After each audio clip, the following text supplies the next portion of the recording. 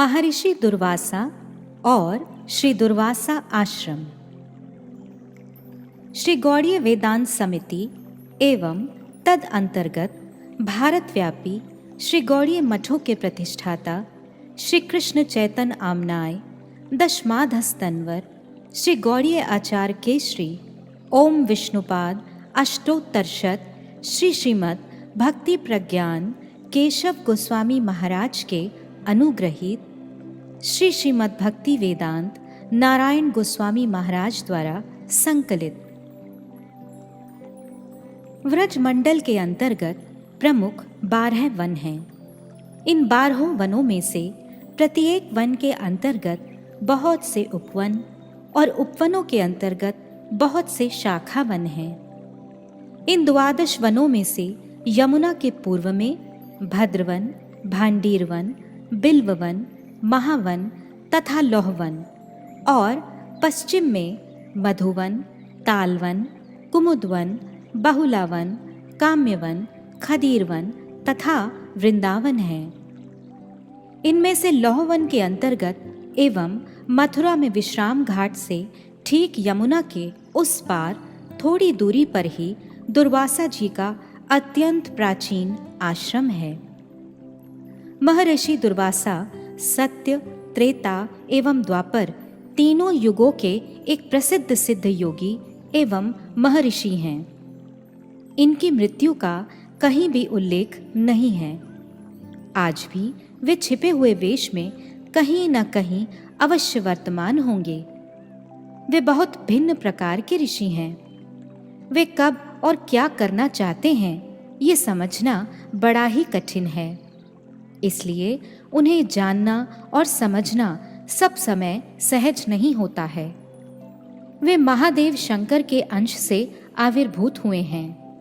कभी कभी उनमें अकारण ही भयंकर क्रोध भी देखा जाता है।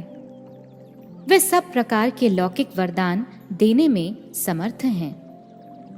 महर्षि अत्रि एवं उनकी पत्नी अनुसुईया के पुत्र के रूप में महादेव का दुर्वासा के रूप में अवतरण।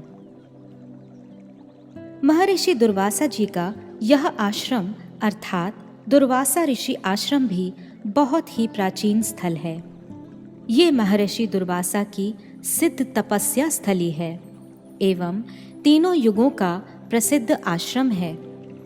भारत के समस्त भागों से लोग इस आश्रम का दर्शन करने और विभिन्न प्रकार की लौकिक कामनाओं की पूर्ति हेतु यहाँ आते हैं।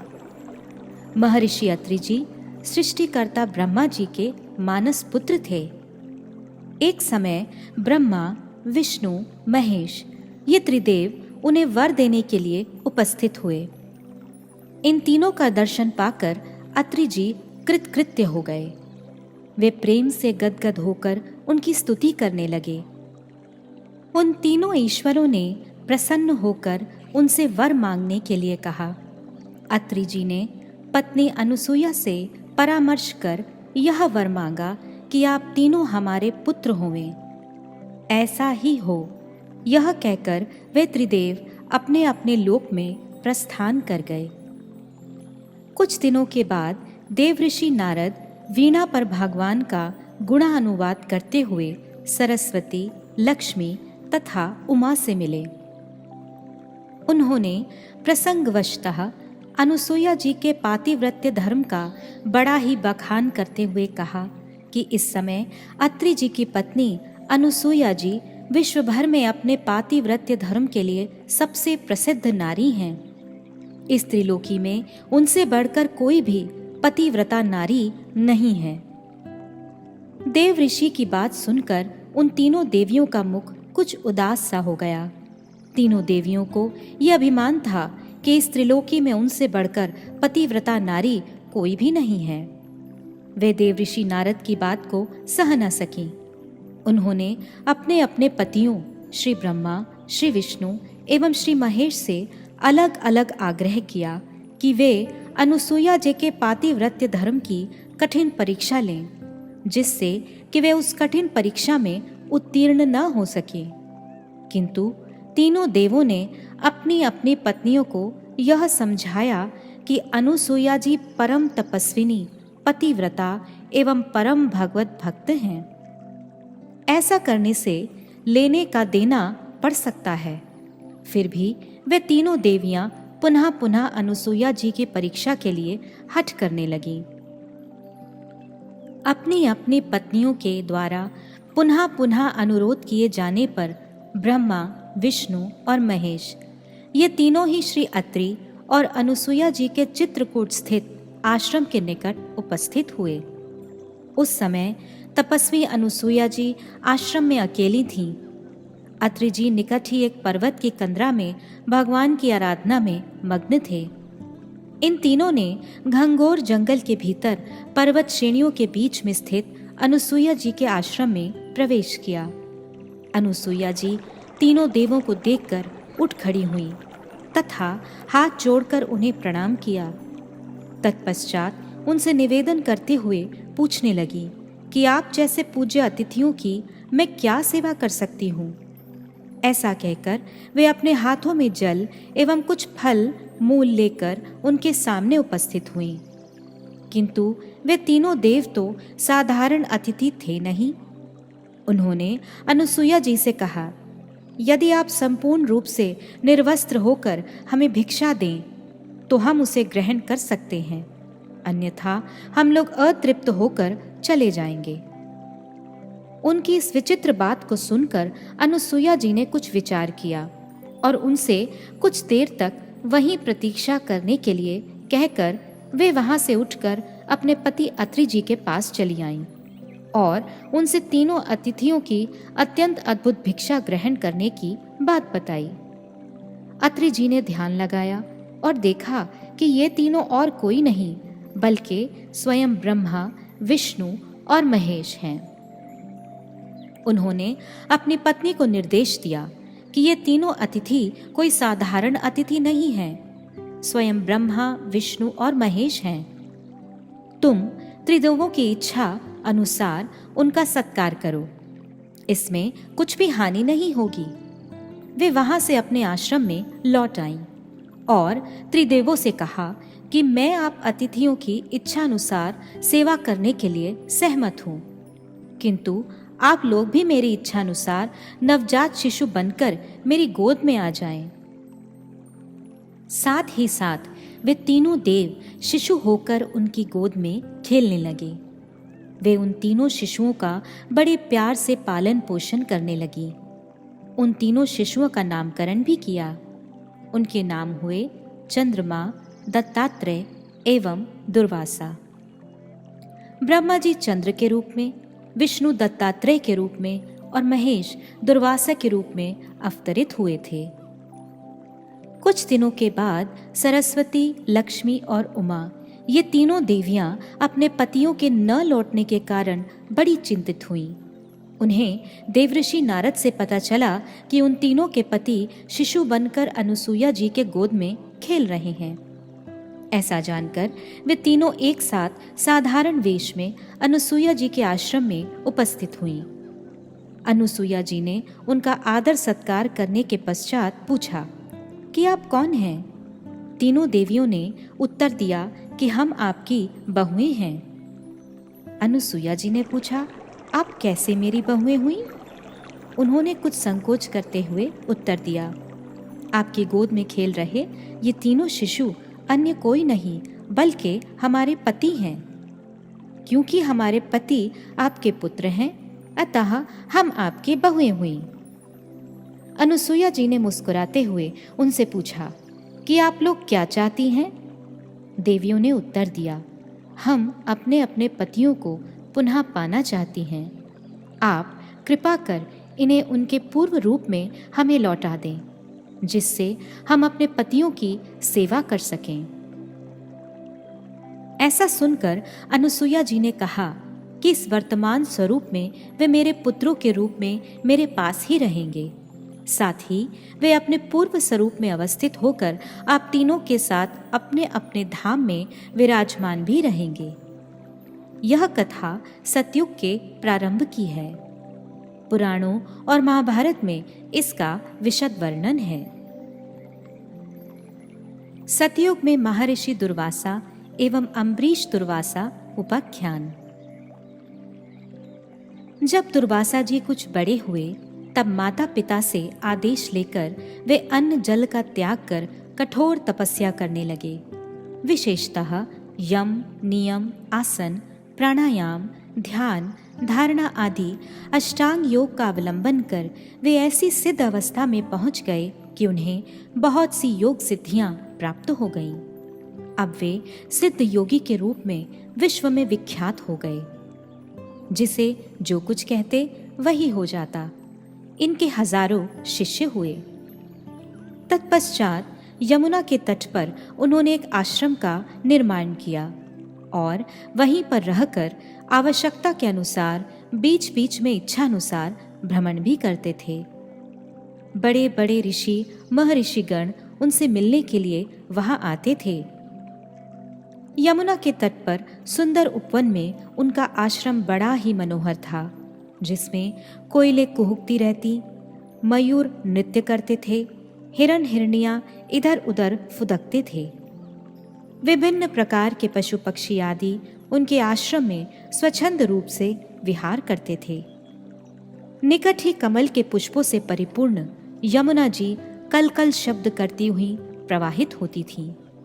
इस प्रकार दुर्वासा जी का आश्रम बहुत ही सुहावना एवं मनोहर जान पड़ता था।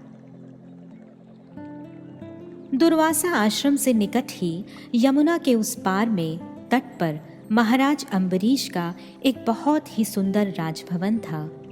महाराज अम्बरीश अपनी सुदूर राजधानी से यहाँ आकर साधन भजन करते थे। एक समय की बात है, महाराज अम्बरीश ने महाद्वादशी का निर्जलापवास रहकर रात्रि में जागरण किया।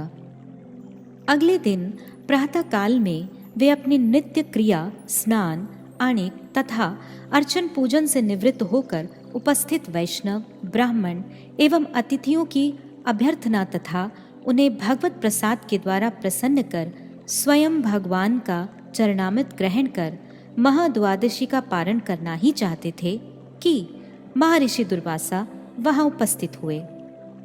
महर्षि को देखकर महाराज अम्बरीश बहुत प्रसन्न हुए। उन्होंने कहा, हे महर्षि, आज हमारा परम सौभाग्य है कि हमें आप जैसे अतिथि की सेवा करने का सुयोग प्राप्त हुआ है। ठाकुर जी का महाप्रसाद आपके सामने प्रस्तुत है, कृपया ग्रहण करें। जैसे कि पहला ही बताया जा चुका है कि दुर्वासा जी बड़े विचित्र ऋषि थे। उनका स्वभाव निराला था। वे कब क्या करना चाहते हैं इसे समझना बड़ा ही कठिन था। श्री दुर्वासा ऋषि ने कहा कि मैंने अभी तक स्नान आदि नित्य क्रियाएं समाप्त नहीं की हैं। मैं यमुना में स्नान आदि कर अभी लौटता हूँ। ऐसा कहकर वे यमुना के तट की ओर चले गए। सूर्योदय के बाद 2 घड़ी के भीतर ही पारण का समय था। समय बहुत ही अल्प था। समय समाप्त होने जा रहा था और उधर दुर्वासा ऋषि ने आने में बहुत देर लगा दी, लौटे नहीं। महाराज अम्बरीश दुविधा में पड़ गए। यदि निमंत्रित अतिथि को बिना खिलाए महाद्वादशी का पारण करते हैं तो ब्राह्मण अतिथि की अवज्ञा होती है और ऋषि असंतुष्ट होकर अभिशाप दे सकते हैं। इससे लौकिक सदाचार का उल्लंघन होता है। किंतु दूसरी ओर उचित समय पर महाद्वादशी का पारण नहीं करने से परमार्थ अर्थात भक्ति की हानि होती है। उन्होंने धर्म के तत्वों को जानने वाले ब्राह्मणों से परामर्श कर महाद्वादशी के पारण के निर्दिष्ट समय के भीतर 1 बूंद श्री चरणामृत ग्रहण कर लिया। क्योंकि जो लोग व्रत के दिन निर्जला उपवास करते हैं उनके लिए दूसरे दिन चरणामृत आदि जल के द्वारा पारण की विधि शास्त्रों में है। किंतु जो लोग व्रत के दिन अनुकल्प के रूप में फल आदि कुछ ग्रहण करते हैं उनके लिए भगवान के अन्न प्रसाद के द्वारा ही पारण की विधि है। किसी भी रूप में पारमार्थिक भक्ति का निरादर नहीं होना चाहिए, अन्यथा भक्ति नष्ट हो सकती है। एक प्रकार से महाराज अम्बरीश द्वारा लौकिक धर्म को छोड़कर परमार्थ की रक्षा करना ही उचित है। इस प्रकार महाराज अम्बरीश ने परमार्थ की महिमा को श्रेष्ठ समझकर चरणामृत से पारण कर लिया। इस प्रकार महाद्वादशी व्रत का पारण करना भी हुआ और नहीं भी हुआ। जैसे ही अम्बरीश महाराज ने पारण किया कि दुर्वासा ऋषि वहां उपस्थित हुए। उन्होंने योग बल से ये जान लिया कि महाराज अम्बरीश ने महाद्वादशी व्रत का पारण कर लिया। वे क्रोध से कांपने लगे। उन्होंने कहा कि तुम बहुत ही पाखंडी हो। तुमने मुझे निमंत्रण देकर मुझे भोजन के लिए बुलाया और मुझे खिलाने से पहले स्वयं ही भोजन कर लिया। मैं तुम्हें अभी इसका दंड देता हूँ। ऐसा कहकर उन्होंने अपनी जटा के एक अंश को नोचकर जमीन पर पटक दिया। इस जटा से एक जलती हुई कृत्या राक्षसी प्रकट हुई और महाराज अम्बरीश को जलाने के लिए बड़ी तेजी से उनकी ओर अग्रसर हुई। महाराज अम्बरीश हाथ जोड़े हुए संपूर्ण रूप से निर्भीक खड़े थे, क्योंकि वे अनन्य रूप से भगवान के शरणागत थे। ठीक उसी समय शरणागत भक्त वत्सल भगवान के महाप्रभावशाली चक्र सुदर्शन भक्त की रक्षा के लिए क्षण भर में प्रकट हो गए। उन्होंने कृत्या राक्षसी को जलाकर भस्म कर दिया और वे दुर्वासा ऋषि की ओर अग्रसर हुए। दुर्वासा जी बड़े ही भयभीत हो गए। वे अपने प्राणों की रक्षा के लिए बहुत तेजी से भागे। वे वहां से पाताल और स्वर्ग आदि 14 लोकों को पार कर शिवलोक में पहुंचे और शंकर जी से अपनी रक्षा की प्रार्थना करने लगे। सुदर्शन चक्र बड़ी तेजी से उनका पीछा कर रहे थे। उन्हें देखते ही शंकर जी ने दुर्वासा ऋषि से कहा, तुम बड़े विचित्र हो। भगवान के भक्तों से भी उलझ जाते हो। क्या तुम उनकी महिमा नहीं जानते? भगवत भक्तों के चरणों में अपराध करने वालों की मैं कोई भी सहायता नहीं कर सकता। तुम सीधे उन विष्णु के पास जाओ जिनका ये चक्र है। वे ही तुम्हारी रक्षा कर सकते हैं, अन्य कोई नहीं। दुर्वासा ऋषि अति शीघ्रता पूर्वक विष्णुलोक में भगवान विष्णु के श्री चरणों में उपस्थित हुए और अपने प्राणों की रक्षा की प्रार्थना करने लगे। प्रभु, मेरी रक्षा कीजिए। मैं बड़ा ही दुखी हूँ। इस जगत में आपके अतिरिक्त अन्य कोई भी मेरी रक्षा नहीं कर सकता। मैं आपका शरणागत हूँ। आप शरणागत वत्सल हैं, अतः शरणागतों की रक्षा करना ही आपका स्वभाव है। भगवान विष्णु ने कहा, मैं भक्त विद्वेषियों की रक्षा नहीं कर सकता। मैं भक्तों का हृदय हूँ और भक्त मेरे हृदय हैं। मैं भक्तों को कदापि नहीं छोड़ सकता। मैं उनके पराधीन हूँ। मेरे जिस भक्त के चरणों में आपने अपराध किया है, वे भक्त ही आपको क्षमा कर सकते हैं, मैं नहीं कर सकता। अतः यदि आप अपना कल्याण चाहते हैं तो मेरे भक्त अम्बरीश के निकट ही क्षमा प्रार्थना करें। यह सुनकर महर्षि दुर्वासा बड़े निराश हुए। कोई अन्य उपाय ना देखकर उन्होंने महाराज अम्बरीश के निकट जाना ही निश्चित किया। जैसे ही वे महाराज अम्बरीश के निकट उपस्थित हुए, महाराज अम्बरीश ने बड़ी नम्रता से हाथ जोड़कर उन्हें प्रणाम किया, किंतु दुर्वासा जी उनके चरणों में गिर पड़े और अपने कुकृत्य के लिए उनसे क्षमा मांगते हुए अपने प्राणों की रक्षा की प्रार्थना करने लगे। महाराज अम्बरीश ने चक्र सुदर्शन की स्तुति कर उन्हें शांत किया। दुर्वासा जी भक्ति की ऐसी अद्भुत महिमा देखकर स्तब्ध रह गए और बोले, भगवत भक्त धन्य हैं। आज मैंने भगवान अनंत देव के भक्तों की महिमा को देखा। राजन, मैंने आपके प्रति अपराध किया, तथापि आप मेरे लिए मंगल की ही कामना कर रहे हैं। जिन्होंने भक्त वत्सल भगवान श्री हरि के चरण कमलों को दृढ़ प्रेम भाव से ग्रहण किया है, उन साधु पुरुषों के लिए कौन सा कार्य कठिन है। जिनका हृदय इतना उदार है, वे महात्मा फिर किस वस्तु का परित्याग नहीं कर सकते। जिनकी मंगलमय वाणी के श्रवण मात्र से जीव का हृदय निर्मल हो जाता है, उन तीर्थपाद श्री भगवान के चरण कमलों के दासों के लिए कौन सा कर्तव्य बाकी रह जाता है, अर्थात कुछ भी बाकी नहीं रहता। अहो, आपने मुझ पर महान अनुग्रह किया है। आपने मेरे अपराधों को भुलाकर मेरे प्राणों की रक्षा की है। जब से दुर्वासा जी अपने प्राणों को बचाने के लिए इधर उधर भाग रहे थे, तब से महाराज अम्बरीश ने भोजन नहीं किया था। वे उनके लौटने की प्रतीक्षा कर रहे थे। उन्होंने दुर्वासा जी के चरण पकड़ लिए और उन्हें बड़े प्रेम से भोजन कराया। दुर्वासा जी भोजन करके तृप्त हुए और बड़े आदर पूर्वक उन्होंने महाराज अम्बरीश से कहा, राजन, अब आप भी भोजन करें। दुर्वासा जी ने संतुष्ट होकर महाराज अम्बरीश के गुणों की प्रशंसा की और अपने आश्रम को लौट आए। अम्बरीश महाराज के संसर्ग से महर्षि दुर्वासा का चरित्र परिवर्तित हो गया। अब वे ब्रह्म ज्ञान और अष्टांग योग आदि की तुलना में शुद्ध भक्ति की महिमा की अधिकता को उपलब्धि कर भक्ति मार्ग को ग्रहण किया।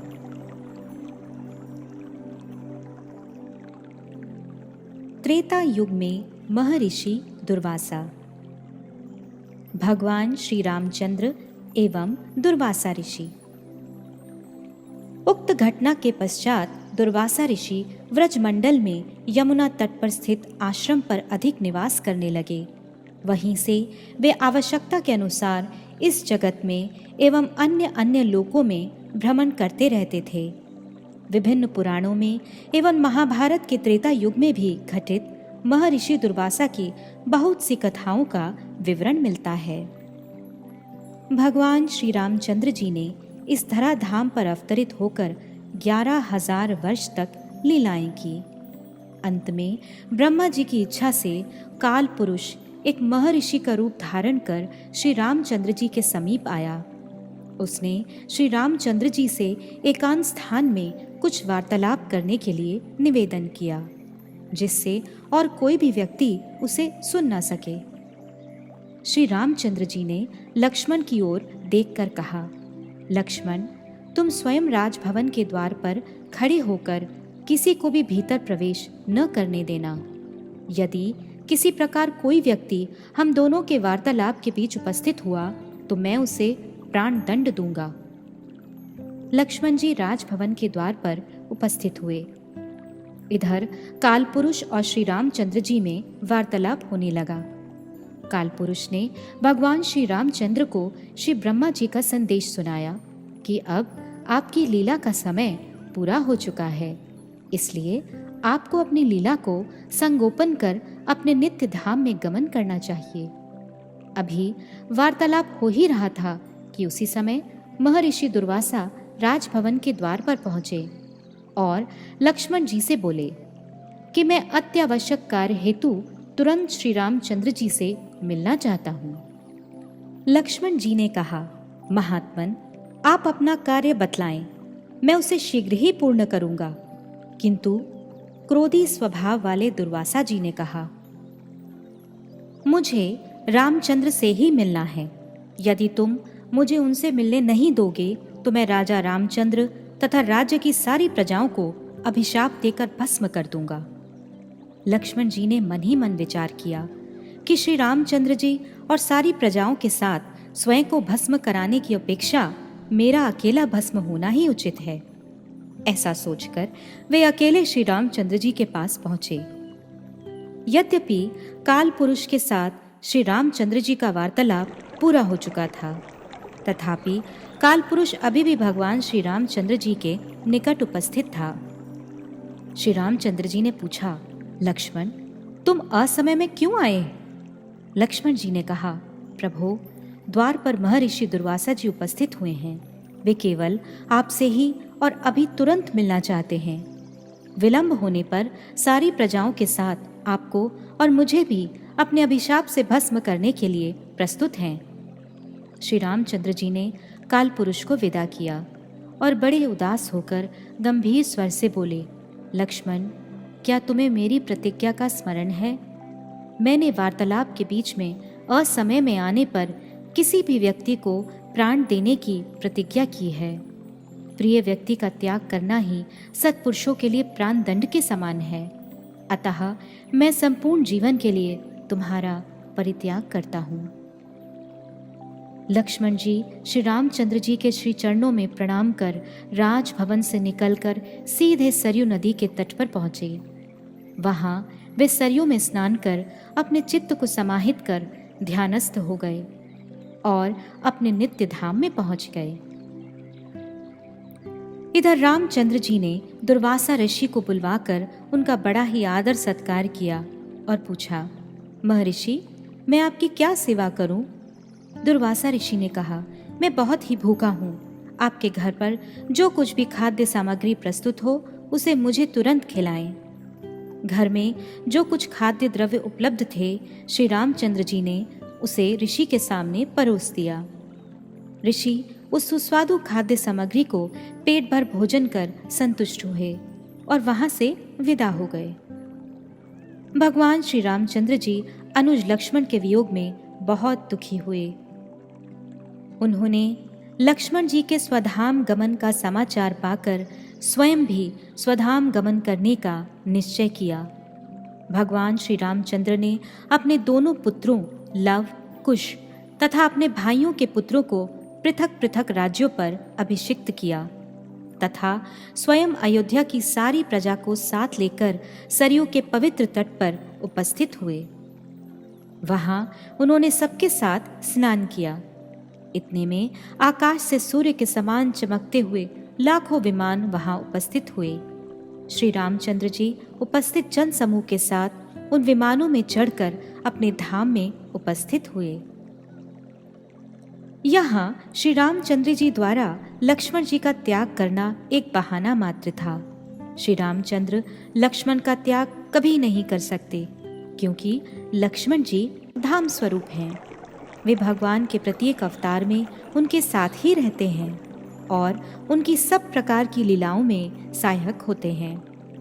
इस प्रकार लक्ष्मण जी नित्य साकेत धाम में श्री रामचंद्र जी से पहले ही उपस्थित होकर उनके लिए प्रतीक्षा कर रहे थे।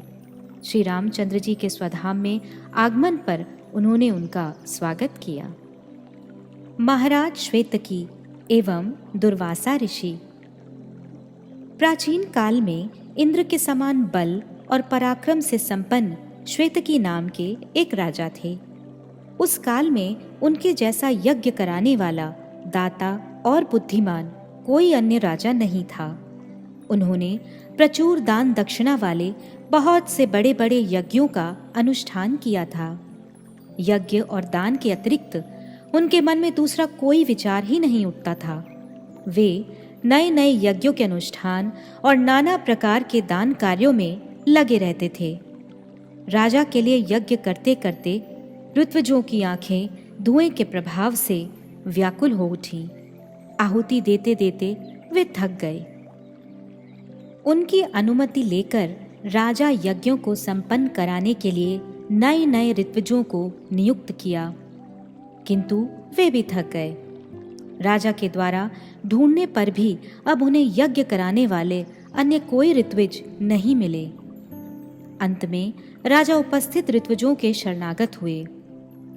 उन्होंने राजा को परामर्श दिया कि वे महादेव श्री रुद्र के समीप जाएं, वे ही इसकी कोई व्यवस्था कर सकते हैं। महाराजा श्वेतकी कैलाश पर्वत पर जाकर श्री रुद्रदेव को प्रसन्न करने के लिए बिना खाए पिए तीव्र तपस्या करने लगे। उनकी घोर तपस्या को देखकर शंकर जी ने प्रसन्न होकर उन्हें दर्शन दिया और उनसे वर मांगने के लिए कहा। महाराज श्वेतकी ने अमित तेजस्वी श्री रुद्र के चरणों में प्रणाम किया और कहा, देव देवेश सुरेश्वर, मैं 100 वर्ष तक चलने वाले एक महत यज्ञ आरंभ करना चाहता हूँ। आप यदि मुझ पर प्रसन्न हैं तो आप स्वयं चलकर मेरा यज्ञ अनुष्ठान करवाएं। शंकर जी मुस्कुराते हुए बोले, यज्ञ कराना हमारा कार्य नहीं है। मैं स्वयं तो तुम्हारा यज्ञ नहीं कराऊंगा, किंतु मेरा ही अंशभूत एक महाभाग श्रेष्ठ द्विज है जो दुर्वासा के नाम से विख्यात है, वे ही तुम्हारा यज्ञ कराएंगे। रुद्रदेव ने महर्षि दुर्वासा को बुलाकर राजा श्वेतकी का यज्ञ पूर्ण कराने के लिए आदेश दिया। महर्षि दुर्वासा ने रुद्रदेव की आज्ञा को शिरोधार्य कर विधि विधान पूर्वक राजा का यज्ञ करवाया। महाराज श्वेतकी की इच्छा पूर्ण हुई और उन्होंने दुर्वासा को प्रचुर दक्षिणा देकर संतुष्ट किया। दुर्वासा ऋषि के विवाह का उपाख्यान। महर्षि दुर्वासा बड़े ही तेजस्वी ऋषि थे तथा सर्वत्र ही उनकी बड़ी ख्याति थी। एक समय महाराजा उर्व अपनी विवाह योग्य कन्या कंदली के लिए योग्य वर ढूंढ रहे थे। कंदली बड़ी ही रूप और यौवन संपन्ना किशोरी थी, किंतु साथ ही बड़ी कटुभाषी एवं झगड़ालू भी थी और बात बात पर क्रोधित हो जाती थी। इसलिए महाराज उर्व किसी योग्य वर से अपनी पुत्री का विवाह करना चाहते थे। वे अपनी कन्या कंदली को लेकर महर्षि दुर्वासा के आश्रम पर पहुंचे। उन्होंने बड़ी नम्रता पूर्वक दुर्वासा जी को प्रणाम किया तथा दुर्वासा जी से अपनी कन्या कंदली को पत्नी के रूप में ग्रहण करने के लिए प्रार्थना की। ऋषि ने रूप यौवन से संपन्न कंदली को देखकर अपनी सम्मति दे दी। जब विवाह होने का समय आया तो महाराज ने महर्षि से यह प्रार्थना की कि आप कृपा कर इसके अपराधों को क्षमा करेंगे। अंततः इसके 100 अपराधों को अवश्य ही क्षमा करेंगे। दुर्वासा जी ने इसे स्वीकार कर लिया। विवाह होने के बाद जब कंदली दुर्वासा जी के आश्रम में आई तब दुर्वासा जी को यह ज्ञात हुआ कि कंदली तो कलहप्रिय है, बात बात में अपमानजनक कटु व्यवहार करती है। बहुत कहने सुनने पर भी उसका स्वभाव परिवर्तित नहीं हुआ। कुछ ही दिनों में उसने जब दुर्वासा जी के प्रति 100 से भी अधिक अपमानजनक व्यवहार किए तब महर्षि से रहा नहीं गया और उन्होंने अभिशाप देकर उसे भस्म कर डाला। कुछ समय और व्यतीत होने के बाद दुर्वासा जी कुछ दिनों के लिए द्वारका में निवास कर रहे थे।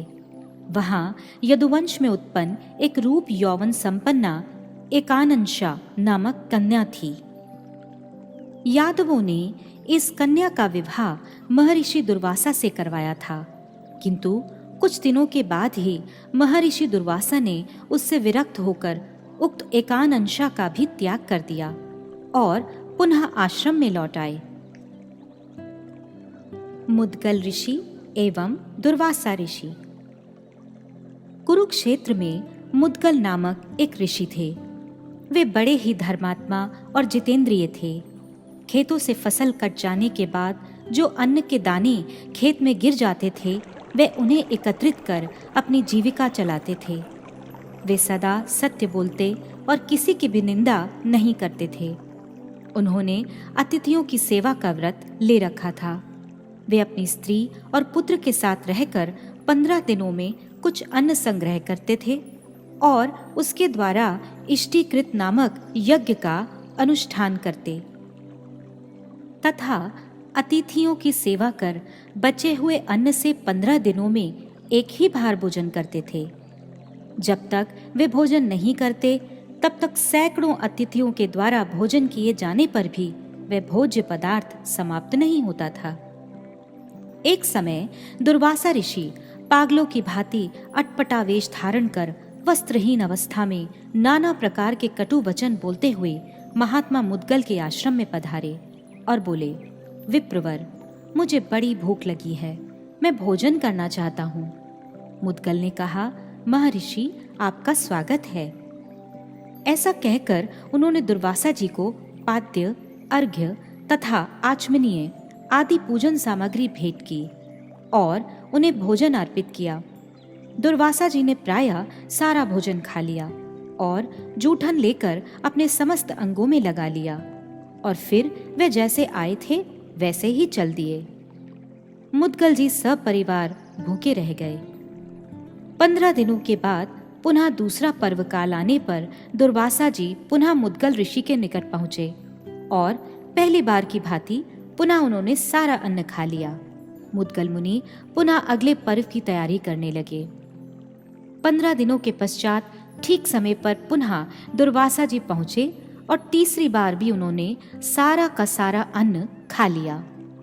इस प्रकार लगातार 6 बार दुर्वासा जी ने ठीक पर्व के समय उपस्थित होकर समस्त अन्न ग्रास कर लिया। लगातार इतने दिनों तक भूखे रहने पर भी मुनि के मन में कोई विकार नहीं हुआ। उनके हृदय को क्रोध, द्वेष, व्याकुलता और अपमान ने स्पर्श तक नहीं किया। ऐसा देखकर महर्षि दुर्वासा अत्यंत प्रसन्न हुए और वे मुद्गल मुनि से बोले, ब्राह्मण, इस संसार में ईर्ष्या, द्वेष तथा अभिमान रहित होकर दान देने वाला मनुष्य तुम्हारे समान अन्य दूसरा नहीं है। भोजन से प्राणों की रक्षा होती है, भूखा रहने से मन चंचल होता है। उस समय उस चंचल मन को रोकना बड़ा ही कठिन होता है, किंतु तुम सिद्ध हो चुके हो, क्योंकि तुमने अपने चंचल मन एवं सभी लोगों को अपनी कठोर तपस्या से जीत लिया है। अतः तुम्हें स्वर्ग लोक की प्राप्ति हो। इतने में ही स्वर्ग से एक विमान आया, किंतु स्वर्ग लोक के गुण और दोषों को नश्वर जानकर मुद्गल मुनि ने उसे लौटा दिया। द्वापर में महर्षि दुर्वासा। महर्षि दुर्वासा की कृपा से कुंती को पुत्रों की प्राप्ति। वसुदेव जी यदुवंशी महाराज शूरसेन के पुत्र थे। महाराज शूरसेन की एक कन्या भी हुई, जिसका नाम पृथा था। भूमंडल में उसके रूप की तुलना में कोई दूसरी स्त्री नहीं थी। शूरसेन ने अपने संतानहीन फुफेरे भाई कुंती भोज को अपनी पूर्व प्रतिज्ञा के अनुसार वह कन्या दे दी थी, तथा कुंती भोज ने उस कन्या को गोद ले लिया। तब से उस कन्या का नाम कुंती भी हुआ। पिता कुंती भोज ने कुंती को घर पर देवताओं के पूजन और अतिथियों के सत्कार का कार्यभार सौंपा था। एक समय कठोर व्रत का पालन करने वाले तथा धर्म के विषय में अपने निश्चय को सदा गुप्त रखने वाले दुर्वासा जी राजा कुंती भोज के राजभवन में पधारे। ऋषि बड़े उग्र स्वभाव के थे तथा उनका हृदय अत्यंत कठोर था। कुंती बड़ी सावधानी से उनकी सेवा करने लगी। राजकुमारी कुंती ने सब प्रकार के प्रयत्नों से उन्हें पूर्ण संतुष्ट कर दिया। दुर्वासा जी ने कुंती को अथर्व वेदीय प्रसिद्ध वशीकरण मंत्र प्रदान किया और उसके प्रयोग की विधि भी बतला दी। तत्पश्चात वे मुनि उससे बोले, इस मंत्र के द्वारा तुम जिस जिस देवता का आवाहन करोगी, उस देवता के अनुग्रह से तुम्हें पुत्र प्राप्त होगा। ब्रह्म ऋषि दुर्वासा के ऐसा कहने पर कुंती के मन में बड़ा कौतूहल उत्पन्न हुआ। वह राजकन्या अभी कुमारी थी, फिर भी उसने मंत्र की परीक्षा के लिए सूर्यदेव का आवाहन किया। आवाहन करते ही उसने सूर्यदेव को अपने सामने उपस्थित देखा। इस महान आश्चर्य की बात को देखकर निर्दोष अंगों वाली कुंती चकित हो उठी। सूर्यदेव ने कहा, सुंदरी कुंती, मैं वही सूर्यदेव ही हूँ जिसका तुमने आवाहन किया है। मैं तुम्हारा कौन सा प्रिय कार्य करूं? मैं तुम्हें पुत्र की प्राप्ति कराने के लिए उपस्थित हुआ हूँ। कुंती लोक लज्जा के भय से संकुचित हो उठी। वे नारी सुलभ लज्जा के भी विवश थी। सूर्यदेव ने पुनः कुंती से कहा, राजकुमारी, तुम्हें बड़ा ही शूरवीर, महादानी और स्वाभिमानी, दिव्य कुंडल और कवच को धारण किए हुए एक सुंदर पुत्र उत्पन्न होगा, किंतु पुत्र प्राप्त करके भी तुम्हारा कुंवारापन अटूट ही रहेगा। ऐसा कहते ही कुंती को एक पुत्र हुआ। वही पुत्र आगे चलकर महावीर कर्ण के रूप में प्रसिद्ध हुआ। तत्पश्चात इसी प्रकार मंत्र प्रयोग द्वारा आवाहन करने पर धर्मराज, पवनदेव एवं देवराज इंद्र के द्वारा भी कुंती को क्रमशः युधिष्ठिर, भीम एवं अर्जुन जैसे सुपुत्र प्राप्त हुए। यह महर्षि दुर्वासा जी की कृपा का ही फल था। दुर्वासा ऋषि के प्रति भगवान श्री कृष्ण की दया। स्वयं भगवान श्री कृष्ण व्रज में जन्म लेकर जब कुछ बड़े हो गए थे, तब एक समय वे दाम, श्रीदाम, सुदाम, वसुदाम, सतोक कृष्ण, उज्ज्वल, लवंग, सुबल तथा मधुमंगल आदि सखाओं के साथ गोकुल स्थित रमन रेती में बाल्य क्रीड़ा कर रहे थे। सखा लोग कभी एक दूसरे पर धूल फेंक रहे थे, कभी आंख मिचौनी खेल रहे थे और कभी एक दूसरे से परस्पर भिड़कर एक दूसरे को पराजित करने की चेष्टा कर रहे थे। पराजित होने वाला अपने कंधों पर पराजित करने वाले को बैठाकर कुछ दूर तक ले जाता था। इस बीच में दुर्वासा जी विचरण करते हुए उसी ओर से निकले। गोपाल बालकों की मनोहरी क्रीड़ाओं को देखकर, विशेषतः कृष्ण और बलदेव का अनुपम सौंदर्य माधुर्य को देखकर वे स्थिर होकर उन्हें एकटक निहारने लगे। दुर्वासा ऋषि को अपनी ओर निहारते हुए देखकर श्री कृष्ण ने श्रीदाम का हाथ पकड़ लिया और ऋषि के समीप पहुंचे। ये दोनों बच्चे धूल से धूसरित हो रहे थे। श्री कृष्ण को समीप आया देखकर दुर्वासा जी स्थिर न रह सके। वे कांपते हुए बैठ गए।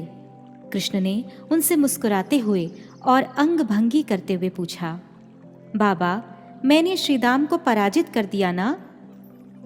कृष्ण इस प्रकार बार बार दुर्वासा ऋषि से पूछने लगे, किंतु दुर्वासा जी कोई उत्तर न दे सके।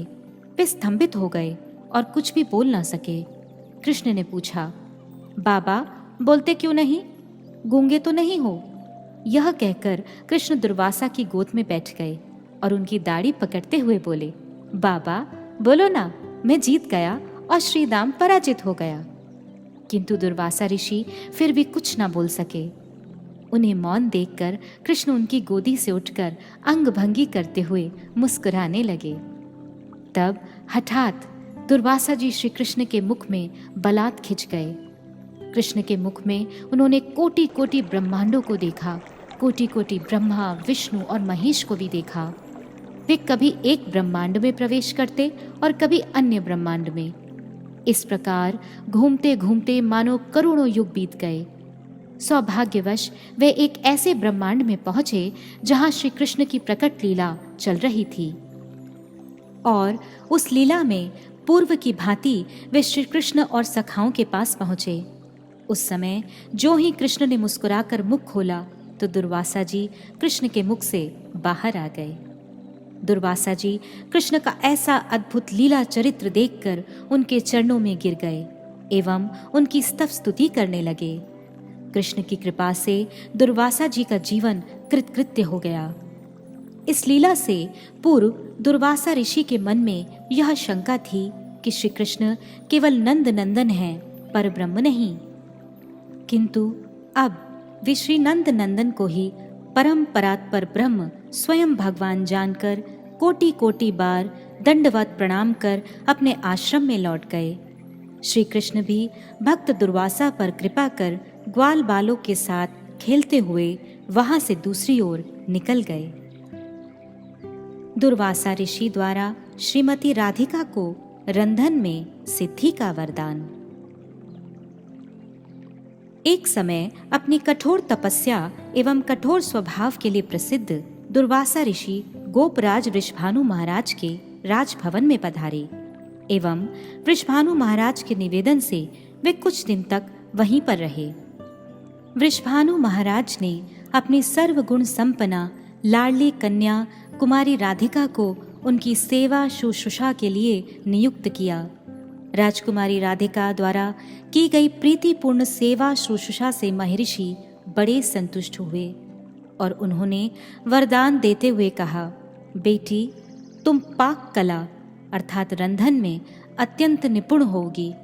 तुम्हारे द्वारा प्रस्तुत की गई प्रत्येक भोज्य सामग्री अमृत से भी अधिक सुस्वादु होगी तथा वह बल, बुद्धि, सौंदर्य एवं आयुवर्धक होगी। उसका सेवन करने वाला व्यक्ति कभी किसी से पराजित नहीं होगा।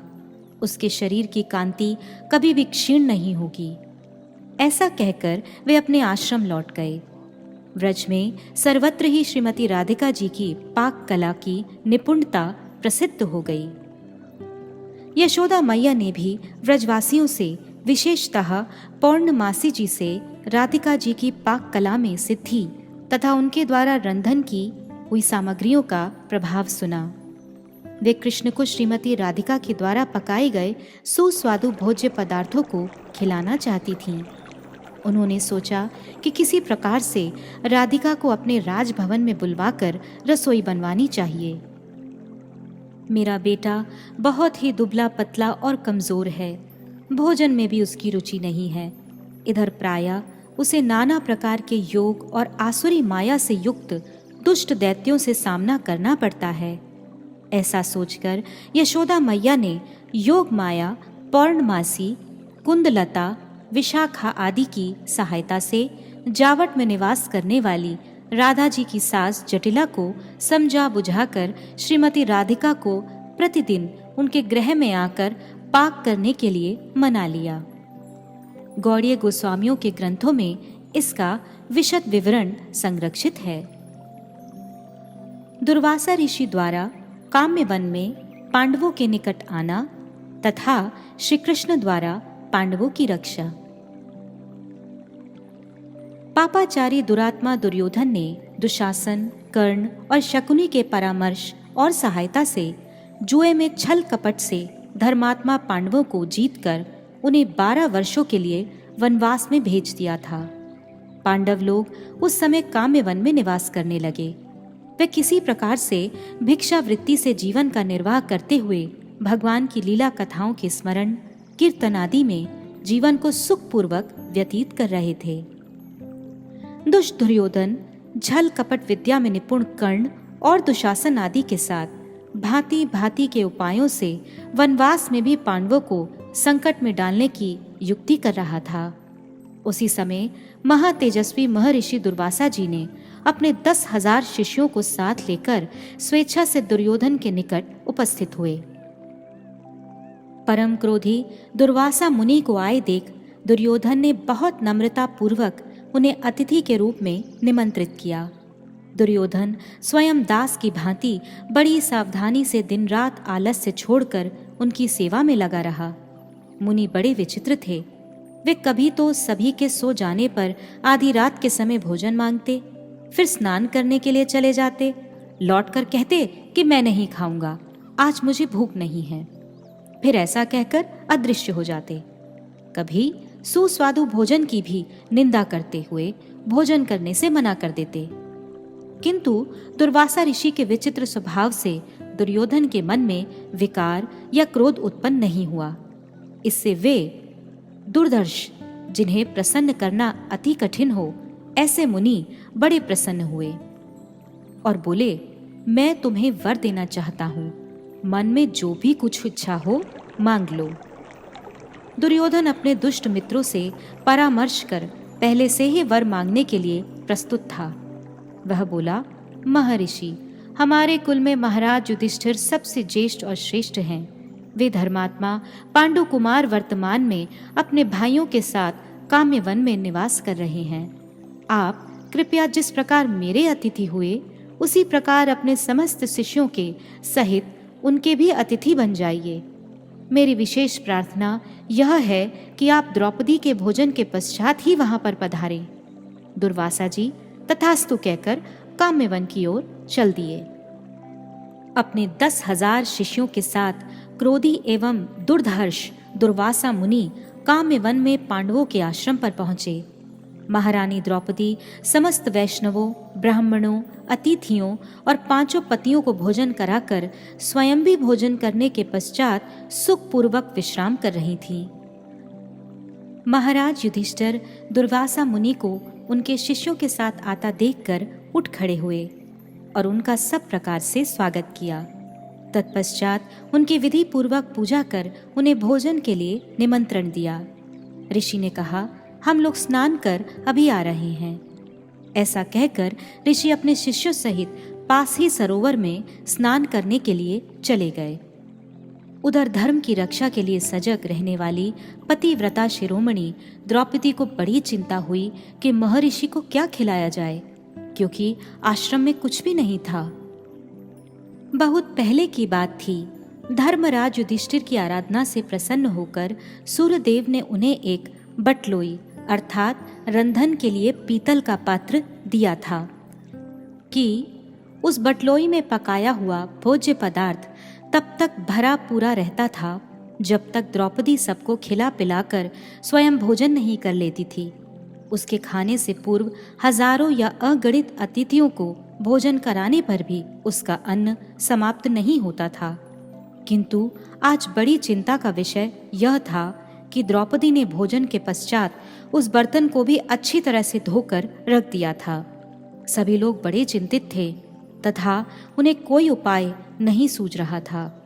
अंत में द्रौपदी मन ही मन कंस निसूदन आनंद कंद भक्त वत्सल भगवान श्री कृष्ण का स्मरण करने लगी। उस समय श्री कृष्ण द्वारिका में अपने राजभवन में शैया पर विश्राम कर रहे थे, किंतु द्रौपदी की पुकार सुनकर भला कृष्ण कैसे रह सकते थे। वे शैया छोड़कर तुरंत द्रौपदी के निकट उपस्थित हुए। द्रौपदी के शरीर में मानो नवीन प्राणों का संचार हुआ। उसने श्री कृष्ण को प्रणाम कर दुर्वासा के आगमन एवं युधिष्ठिर महाराज द्वारा उन्हें भोजन के निमंत्रण आदि का समस्त वृतांत सुनाया तथा उपस्थित विपत्ति से रक्षा करने के लिए प्रार्थना करती हुई बोली, हे भक्तवत्सल, मैं आपकी शरण में हूँ। आप सबके आश्रय हैं। आप ही परात्पर समस्त ईश्वरों के भी ईश्वर और सर्वसमर्थ हैं। अतः वर्तमान संकट से हमारा उद्धार करें। तब भगवान श्री कृष्ण ने कहा, मुझे बड़ी भूख लगी है, अतः पहले मुझे अतिशीघ्र भोजन कराओ। उनकी बात सुनकर द्रौपदी बड़ी लज्जित हुई और बोली, भगवान, सूर्यदेव की दी हुई बटलोई का अन्न समाप्त हो चुका है। सबको खिला पिलाकर मैंने भी भोजन कर लिया है।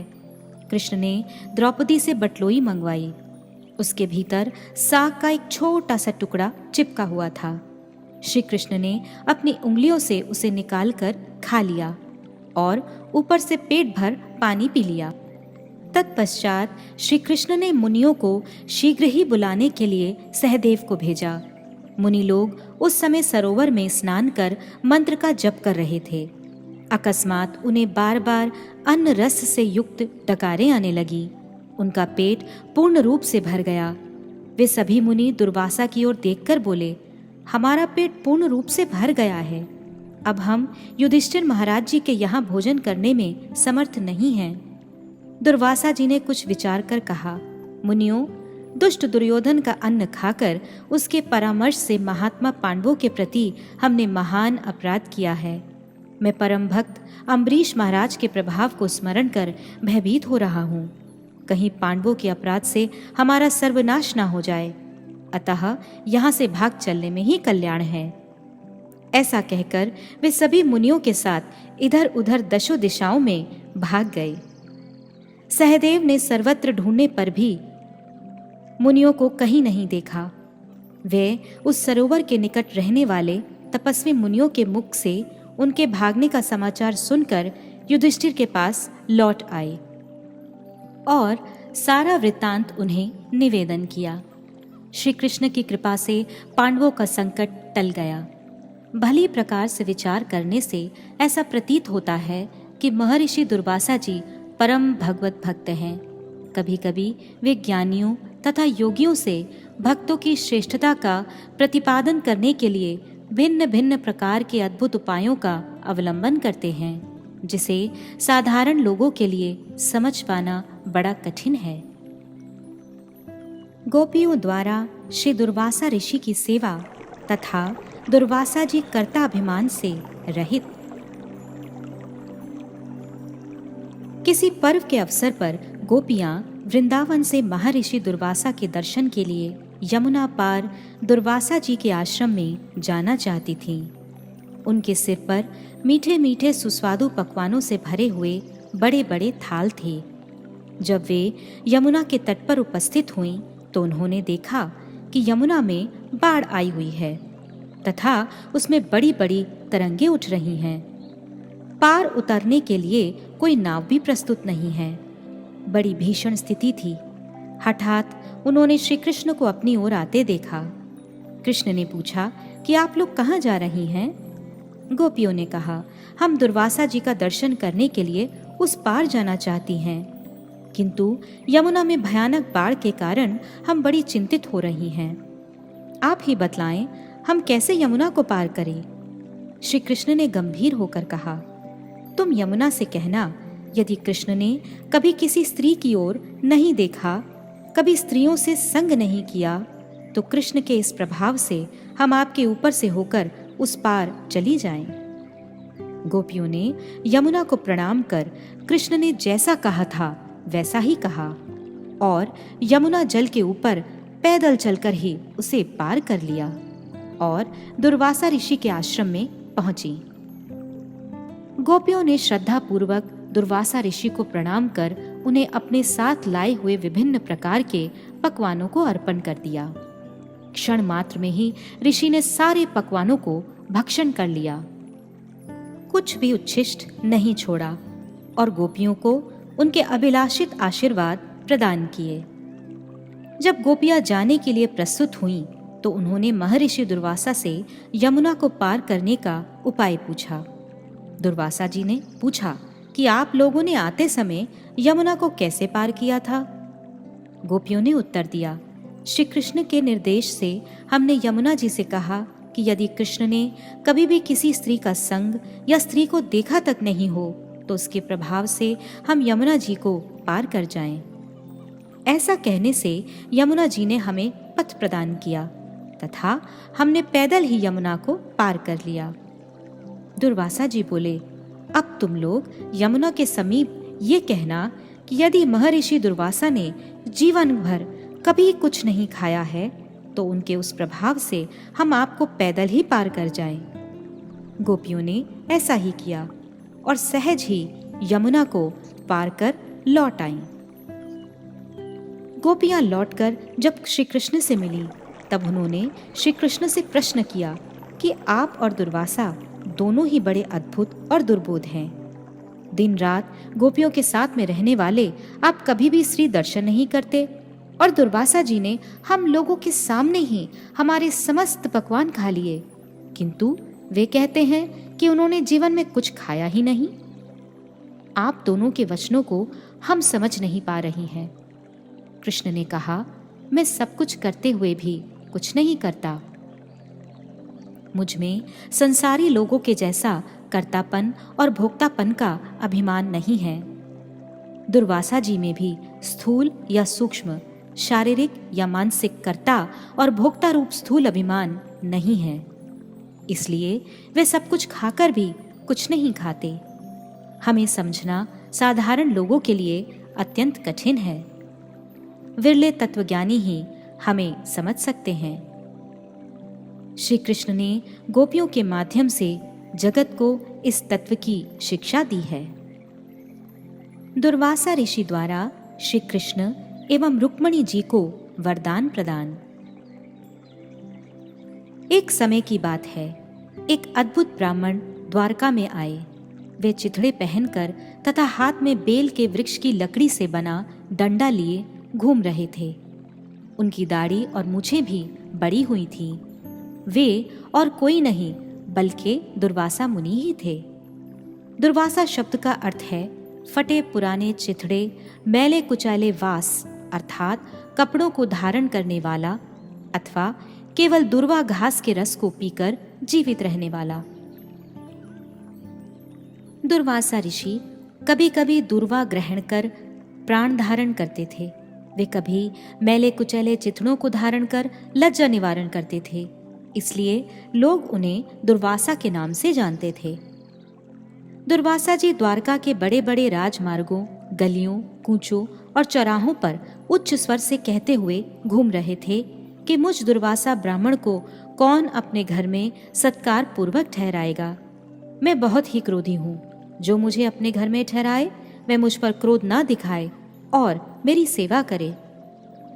जब किसी ने भी उन्हें अपने घर में नहीं ठहराया तब भगवान श्री कृष्ण ने उन्हें अपने राजभवन में अतिथि के रूप में ठहराया और स्वयं यथोचित रूप में उनकी सेवा शुश्रूषा करने लगे। दुर्वासा जी कभी 1000 मनुष्यों का भोजन अकेले ही खा लेते, कभी असमय में भोजन मांगते, कभी बहुत अधिक खाते, कभी अकारण ही क्रोध कर बैठते, तो कभी अकस्मात ही जोर जोर से रोने लगते तथा कभी अचानक हंसने लगते। एक दिन उन्होंने अपने ठहरने के स्थान पर बिछी हुई शैयाओं, बिछावनों इत्यादि को जलाकर भस्म कर दिया और स्वयं वहां से चले गए। थोड़ी देर बाद श्री कृष्ण के समीप उपस्थित होकर बोले, कृष्ण, मैं बहुत ही भूखा हूँ, मुझे तुरंत स्वादिष्ट खीर खिलाओ। श्री कृष्ण मानो पहले से ही प्रस्तुत थे। श्री कृष्ण ने उसी समय मुनि के समक्ष स्वादिष्ट खीर प्रस्तुत की। ऋषि ने थोड़ी सी खीर खाकर श्री कृष्ण को आदेश दिया कि तुम इस गरम गरम खीर का अपने समस्त अंगों में लेप कर लो। श्री कृष्ण ने वैसा ही किया। उन्होंने अपने सिर तथा समस्त अंगों में उसी जूठी खीर को लेप किया और सामने खड़ी हुई मुस्कुराती हुई रुक्मणी जी के अंगों में भी खीर का लेप कर दिया। इतने में विचित्र दुर्वासा मुनि ने सामने खड़े हुए एक रथ में महारानी रुक्मणी को घोड़े की जगह जोत दिया और स्वयं उस रथ पर बैठकर रुक्मणी जी को चलने के लिए निर्देश दिया। दुर्वासा जी अपने तेज से अग्नि के समान प्रकाशित हो रहे थे।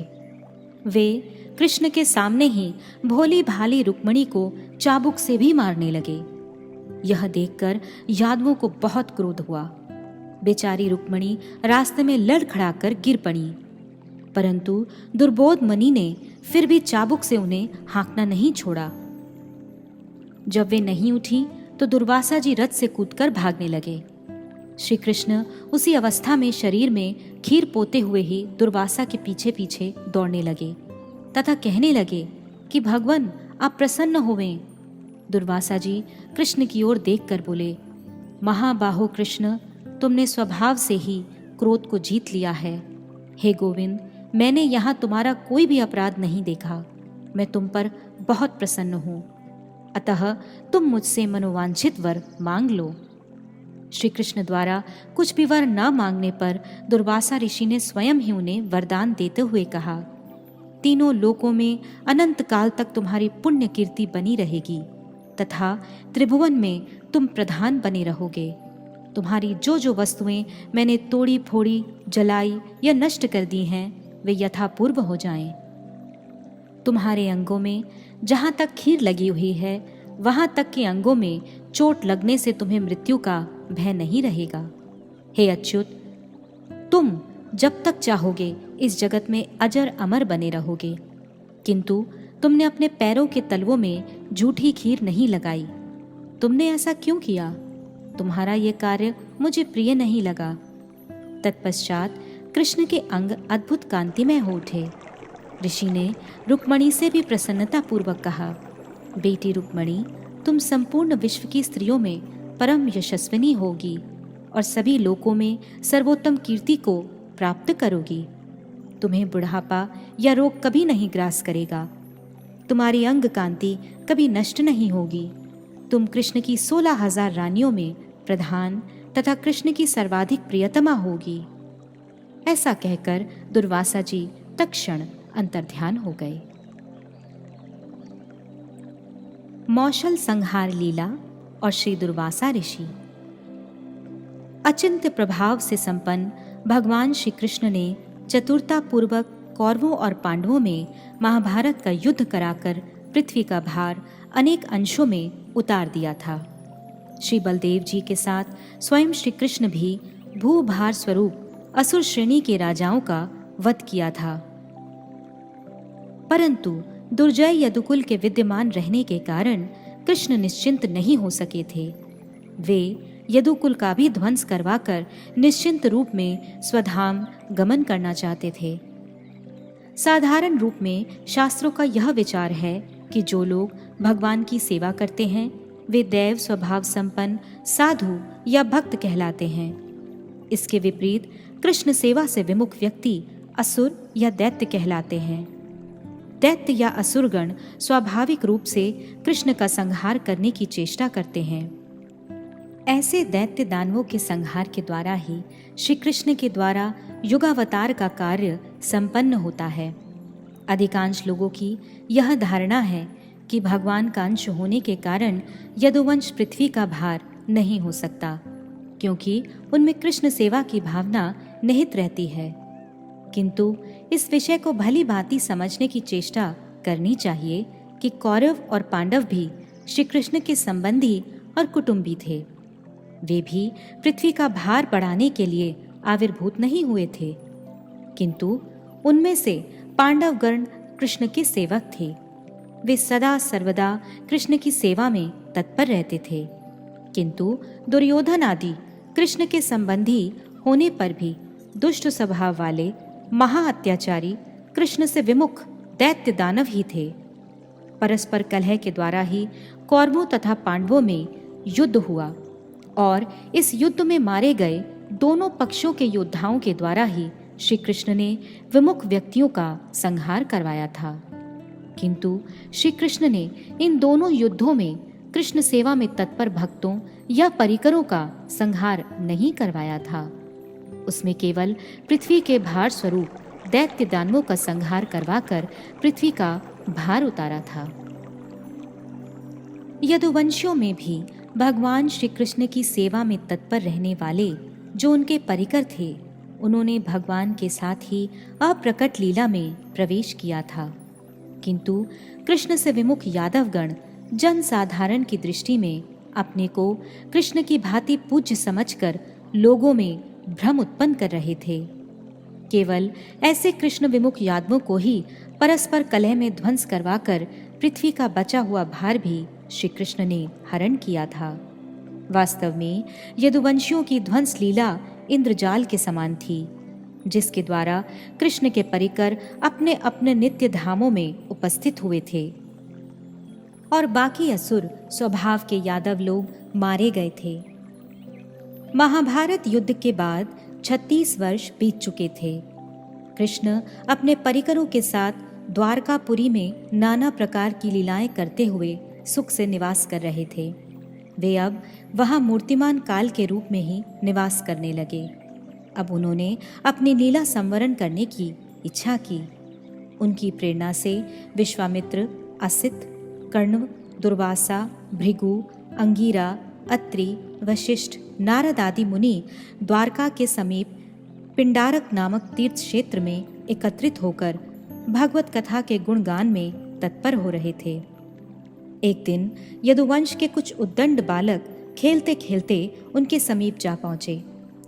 बालक जामवती नंदन सांब को स्त्री का वेश धारण करा के वहां ले गए तथा उन्होंने बनावटी नम्रता से मुनियों के चरणों में प्रणाम कर उनसे पूछा, ब्राह्मणों, ये कजरारी आंखों वाली सुंदरी गर्भवती है। यह एक बात पूछना चाहती है, परंतु स्वयं पूछने में संकोच करती है। इसे पुत्र प्राप्ति की बड़ी लालसा है। इसके प्रसव का समय भी निकट आ गया है। आप सर्वज्ञ हैं, अतः आप लोग बताइए कि इसे पुत्र उत्पन्न होगा या कन्या। पहले तो मुनिजन चुपचाप रहे, उन्होंने कोई उत्तर नहीं दिया। किंतु जब बालकों ने उन ऋषि मुनियों को धोखा देने के लिए बार बार प्रश्न करना आरंभ किया, तब वे भगवत प्रेरणा से क्रोधित हो उठे। उनमें संहारकर्ता महादेव शंकर के अंशभूत महर्षि दुर्वासा अग्रणी थे। उन्होंने कहा, मूर्खों, ये एक ऐसा मूसल पैदा करेगी जो तुम्हारे कुल का नाश करने वाला होगा। मुनियों की बात सुनकर वे बालक बहुत ही भयभीत हो गए। उन्होंने तुरंत सांब का पेट खोलकर देखा तो सचमुच उसमें से एक लोहे का मूसल निकला। वे घबराकर मूसल को लेकर महाराज उग्रसेन के समीप पहुंचे और उन्हें सारी घटना कह सुनाई। महाराजा उग्रसेन और द्वारकावासी अपनी आंखों से उस मूसल को देखकर विस्मित और भयभीत हो गए, क्योंकि वे जानते थे कि ब्राह्मणों का शाप कभी झूठा नहीं होता।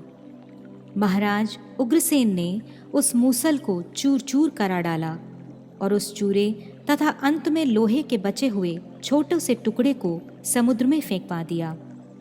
उस लोहे के टुकड़े को एक मछली निगल गई। चूरा तरंगों के साथ बहकर समुद्र के किनारे आ गया। थोड़े ही दिनों में उस चूरे के कण एरक, एक बिना गांठ की घास के रूप में उग गए। वह मछली भी मछुआरों के जाल में पकड़ी गई। उस मछली के पेट में जो लोहे का टुकड़ा था, उसको जरा नामक बहेलिया ने अपने बाण के नोक में लगा लिया। यद्यपि भगवान सब कुछ जानते थे तथा वे इस शाप को उलट भी सकते थे, किंतु फिर भी काल रूपधारी प्रभु ने ब्राह्मणों के शाप का अनुमोदन ही किया। द्वारका में बड़े बड़े उत्पात होने लगे। इन अपशकुनों को देखकर भगवान श्री कृष्ण कुछ वृद्धों को द्वारका में छोड़कर समस्त यादवों को साथ में लेकर पिंडारक तीर्थ में स्नान और दान पुण्य करने के लिए गए। स्नान और दान पुण्य के पश्चात भगवत प्रेरणा से यादवगण मैरे नामक मधु पान कर परस्पर लड़ने झगड़ने लगे। उन्होंने क्रोधवश समुद्र तट पर उगे हुए ऐरक नामक सरकंडों को उखाड़कर एक दूसरे का संहार करना आरंभ कर दिया। यह देखकर बलदेव प्रभु समुद्र तट पर उपस्थित होकर वहां से स्वधाम चले गए।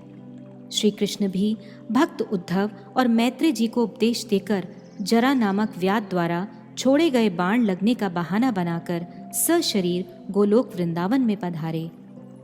यदुवंश में उत्पन्न असुर स्वभाव संपन्न लोग इस कलह में मारे गए।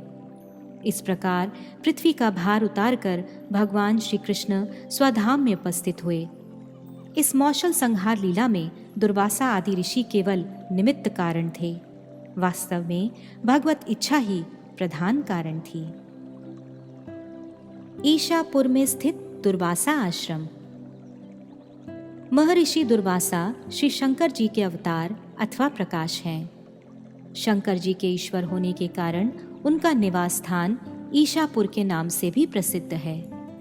वर्तमान समय में व्रज मंडल के अंतर्गत मथुरा में विश्राम घाट से यमुना के उस पार ईशापुर में दुर्वासा आश्रम स्थित है। विष्णुपुर में स्थित श्री दत्तात्रेय जी का आश्रम। दुर्वासा ऋषि के आश्रम के पास ही यमुना के तट पर श्री दत्तात्रेय जी का आश्रम था। दत्तात्रेय जी भगवान विष्णु के अंशावतार हैं। ये भी अनुसुईया जी के 3 पुत्रों में से एक हैं। श्रीमद् भागवत के 7वें स्कंद में इनका नामोल्लेख पाया जाता है। इन्होंने प्रहलाद महाराज को वर्णाश्रम धर्म तथा तत्वज्ञान का उपदेश दिया था। श्रीमद् भागवत के एकादश स्कंद में भी इनका चरित्र का वर्णन किया गया है। भगवान श्री कृष्ण ने अपनी अप्रकट लीला से पूर्व भक्त उद्धव जी को उपदेश देते समय अवधूत दत्तात्रेय जी एवं यदु महाराज के संवाद को सुनाया था। इस संवाद में सतयुग में अवधूत दत्तात्रेय जी ने अपने 24 शिक्षा गुरुओं का उल्लेख कर महाराज यदु को तत्वज्ञान का उपदेश दिया था।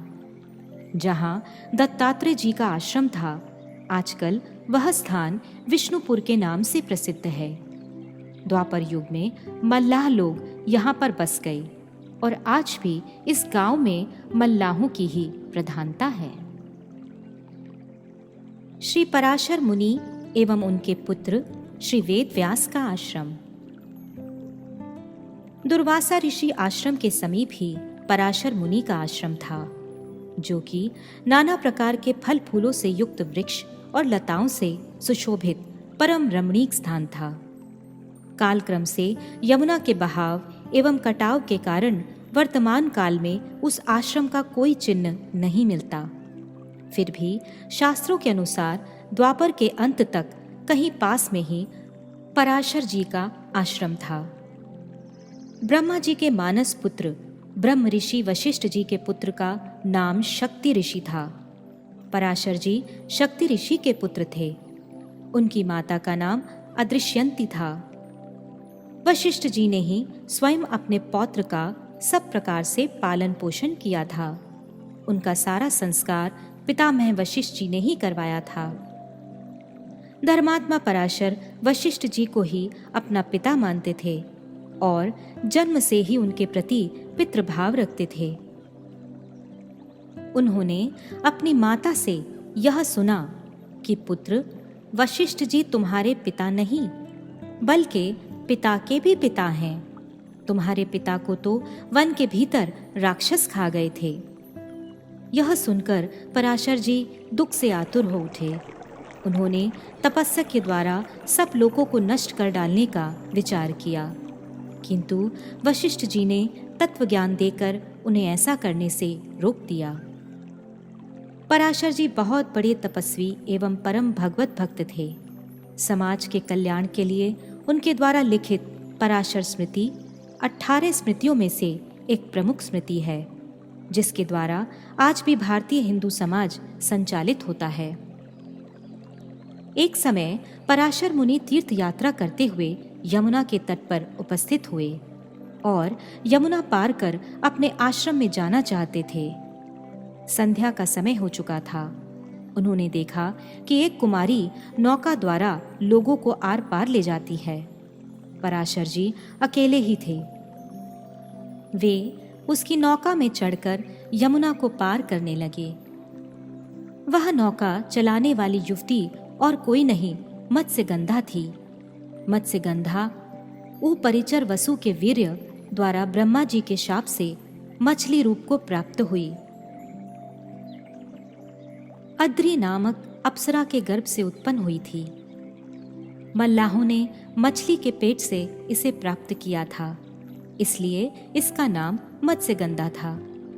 मल्लाहों के सरदार दाशराज ने इसे अपनी कन्या मानकर इसका पालन पोषण किया था। यह परम सुंदरी थी। सत्य एवं नाना प्रकार के सद्गुणों से संपन्न होने के कारण वे सत्यवती के नाम से प्रसिद्ध हुई। सत्यवती पिता की सेवा के लिए यमुना जी में नाव चलाया करती थी। पराशर मुनि उसके मनमोहक रूप सौंदर्य को देखकर मुग्ध हो गए। उन्होंने उसके साथ समागम की इच्छा प्रकट की, परंतु शील स्वभाव और सदाचार संपन्ना मत्स्यगंधा ने सरल हृदय से कहा, पूज्य, कन्या भाव दूषित होने पर मैं कैसे अपने घर जा सकती हूँ? मुनिवर, मैं कलंकित होने पर जीवित रहना नहीं चाहती। मत्स्यगंधा के ऐसा कहने पर मुनि श्रेष्ठ पराशर जी ने कहा कि तुम जो चाहो मुझसे वर ले लो। पुत्र होने पर भी तुम्हारा कन्या भाव बना रहेगा। तुम्हारे अंगों से मछली की गंध दूर हो जाएगी तथा उसके स्थान पर तुम्हारे अंगों से उत्तम सुगंध निकलेगी, जो 1 योजन तक भूमंडल पर व्याप्त रहा करेगी। तुम्हारे गर्भ से भगवान का अंश जन्म ग्रहण करेगा। ये जो कुछ हुआ भगवान की इच्छा से ही हुआ है। ऐसा कहते ही पराशर जी के दिव्य तेज से उसे गर्भ हुआ और साथ ही साथ एक महाअद्भुत शिशु का जन्म हुआ। देखते देखते वह शिशु 16 वर्ष की युवावस्था को प्राप्त हो गया। ये पराशर नंदन बाद में कृष्ण द्वैपायन वेद व्यास के नाम से प्रसिद्ध हुए। यमुना के द्वीप में जन्म होने के कारण ये द्वैपायन और वेदों का विभाग करने के कारण वेद व्यास के नाम से प्रसिद्ध हुए। पराशर नंदन व्यास देव ने माता सत्यवती को यह आश्वासन दिया, जब कभी भी आप मुझे आवाहन करेंगी, मैं तुरंत आपके निकट आकर आपकी अभिलाषा को पूर्ण करूंगा। ऐसा कहकर वे यमुना के द्वीप से तपस्या के लिए कहीं अन्यत्र चले गए। तदनंतर सत्यवती भी प्रसन्नतापूर्वक अपने घर लौट गई। उस दिन से सत्यवती के पिता दाशराज भी उसके अंगों की उत्तम गंध का घ्राण कर बहुत प्रसन्न हुए। व्रज में ऐसी मान्यता है कि व्यासदेव जी ने व्रज मंडल के अंतर्गत मथुरा में यमुना के कृष्ण गंगा नामक घाट पर स्थित अपने आश्रम में रहकर श्रीमद् भागवत जैसे रसपूर्ण अमल महापुराण को समाधि में प्राप्त कर जगत के कल्याण के लिए यहीं पर उसका प्रकाश किया। इसका कारण यह है कि व्रज में वास किए बिना अथवा स्वयं भगवान ब्रजेंद्र नंदन श्री कृष्ण एवं उनकी स्वरूप शक्ति श्री राधिका जी की आराधना और कृपा के बिना ऐसा अनुपम ग्रंथ प्रकाश करना असंभव है। अतः यमुना के तट पर कहीं निकट में व्यासदेव जी का भी आश्रम अवश्य ही रहा होगा। व्यास जी का आश्रम कृष्ण गंगा घाट के समीप ही रहा होगा, जहाँ से चक्र तीर्थ एवं अम्बरीश महाराज जी का टीला निकट ही है।